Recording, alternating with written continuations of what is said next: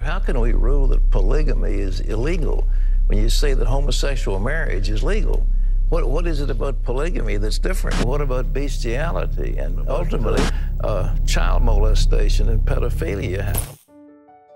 At the beginning of 2011, Media Matters launched a project devoted to combating conservative misinformation in the media about LGBT issues, Equality Matters.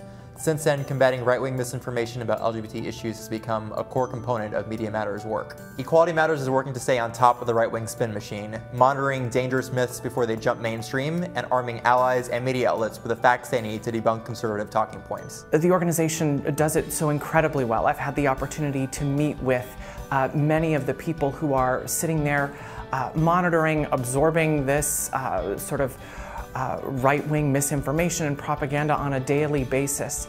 They're smart, they're motivated, they're incredibly good at what they do. We need Equality Matters to hold the right wing and conservatives accountable for the messages that they spread and the lies that they spread. If they want to talk about the issues that are affecting the LGBT community, then they need the facts, and that's what Equality Matters provides. They provide the facts. The past 3 years have brought some major developments in the fight for LGBT equality, from DOMA to the Boy Scouts to Chick-fil-A.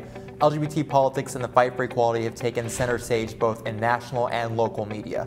Unfortunately, with every new victory for LGBT equality comes a new round of right-wing misinformation, fear-mongering, and even hate speech. We've seen media personalities get away with openly using slurs and hate speech against the transgender community. A tranny nanny? I mean, really, like, we don't know anything about him, and drip, drip, drip, we're finding out these little things. He had a transgender nanny. We've seen anti-gay activists falsely describe gay rights as a threat to religious liberty. A First Amendment battle heating up in San Antonio, Texas. And we've seen notorious anti-gay hate groups convince mainstream outlets to take them seriously. The mere fact that someone openly identifies themselves as homosexual means that they are modeling for boys the acceptability of homosexual conduct. They have people on that are still talking about LGBT families and pedophilia and all of the but they say that they're scientists and they say that they're doctors. Studies and follow-up of people who are transgendered and take massive doses of hormones like him have a 50% higher mortality rate than the general population.